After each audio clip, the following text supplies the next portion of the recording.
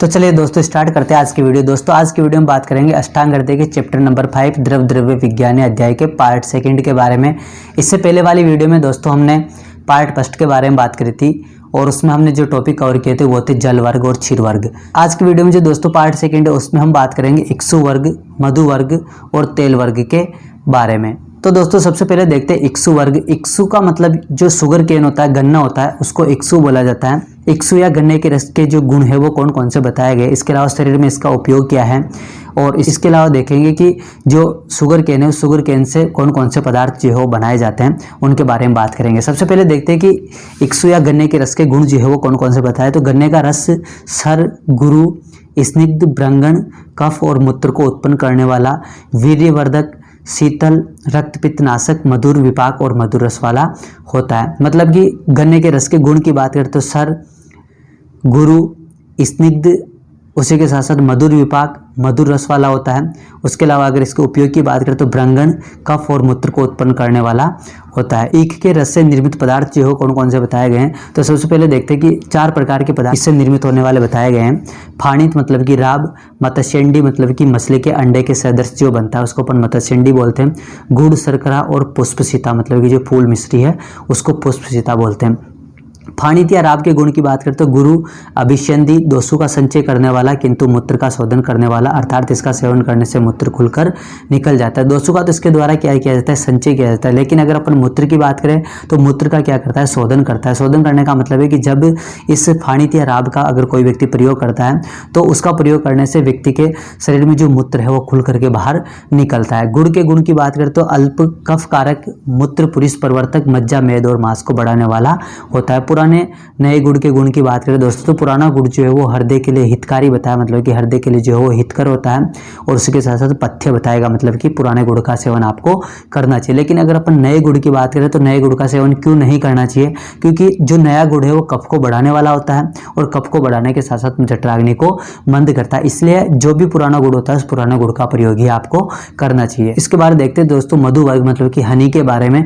तो मधु के गुण जो है वो बताए गए कि नेत्रों के लिए हितकारी होता है, मतलब कि नेत्रों के लिए क्या है, लाभदायक है। उसके अलावा छेदी, छेदी का मतलब है कि शरीर में जो जमा हुआ कफ है उस कफ को टुकड़े टुकड़े करके शरीर से बाहर निकालने का काम इसके द्वारा किया जाता है। दोस्तों जब हमने अष्टांग हृदय का जो चैप्टर फर्स्ट देखा था तो उसमें हमने जब दोषों की चिकित्सा के बारे में देखा था तो उसमें हमने बताया था कि जो कफ की जो संशमन चिकित्सा होती है उस संशमन चिकित्सा के रूप में हम मधु का प्रयोग करते हैं।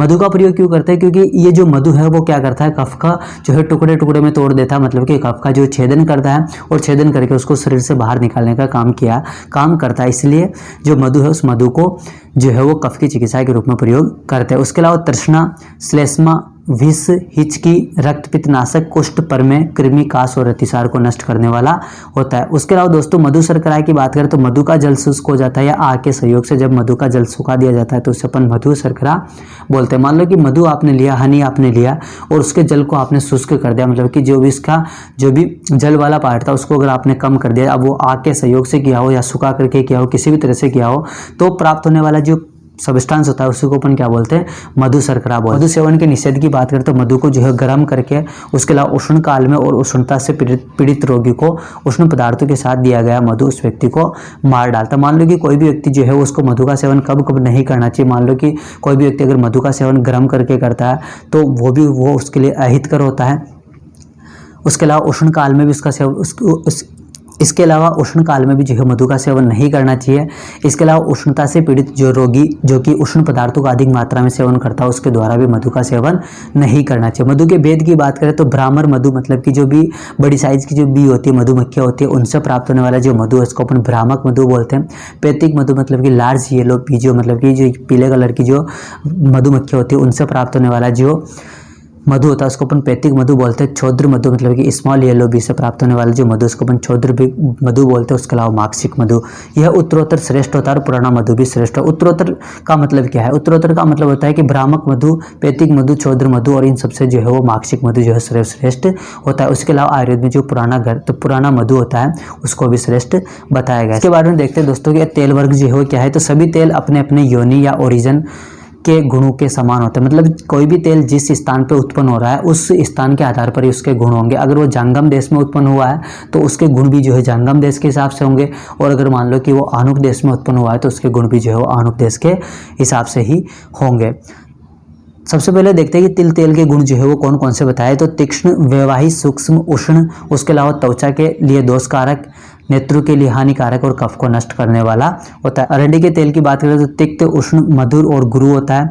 इसी के साथ साथ वात, कफ, उदर रोग, विषम ज्वर, पृष्ठ में होने वाले शोथ और पीड़ा को जीतने वाला होता है। सरसों के तेल की बात करें तो कटु, उष्ण, तीक्ष्ण और लघु जो है गुणों के आधार पर बताया। और इसके उपयोग की बात करें तो कफ, शुक्र और वायु को नष्ट करने वाला, पित्त कारक, कुष्ठ, अर्श और जंतुओं को नष्ट करने वाला होता है। भेड़े के तेल की बात करें दोस्तों तो उसके गुण जो बताए गए हैं वो है कि मधुर, शीतल, गुरु होता है। उसके अलावा केशवर्धक, पित्त और वात शामक होता है।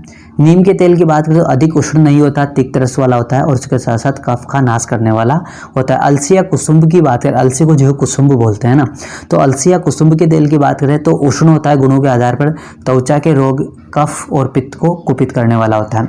अब दोस्तों जो भी हमने तेल पढ़े उन तेलों की अगर अपन बात करें तो चाहे अलसी का तेल हो, नीम का तेल हो, है ना, किसी भी की तरह का तेल हो, चाहे वो भेड़े का तेल हो, सरसों का तेल हो, कोई सा भी तेल हो, इन सभी तेलों के अंदर सबसे सर्वश्रेष्ठ जो तेल बताया है वो तेल बताया है तिल के तेल को। मान लो कि कहीं पे जो है लिखा हुआ नहीं हो या फिर आपको निर्देश नहीं दिया गया हो कि कौन से तेल का प्रयोग करना है, तो उस कंडीशन में आप तिल के तेल का प्रयोग जो है वो कर सकते हैं, क्योंकि आयुर्वेद में तिल के तेल का प्रयोग करना जो है सर्वश्रेष्ठ बताया गया है। इसके विपरीत अगर सबसे हीन जो तेल बताया है वो किसको बताया, जो अलसी का तेल होता है जिसको अपन कुसुम्ब बोलते हैं, वो अलसी का तेल जो है वो हीन या अवर गुण वाला होता है, इसलिए अलसी के तेल का प्रयोग आपको नहीं करना चाहिए। तो दोस्तों ये थी आज की हमारी वीडियो जिसमें हमने तेल वर्ग, उसी के साथ साथ जो मधु वर्ग है वो क्या है उसके बारे में बात करी, और वीडियो के शुरुआत में हमने देखा था कि इक्सु वर्ग जो है वो क्या है, इनके बारे में देखा। दोस्तों आने वाली नेक्स्ट वीडियो में इसी चैप्टर के पार्ट 3 के बारे में बात करेंगे, उसमें हम मध्य वर्ग और मूत्र वर्ग को देखेंगे। Thank you so much guys.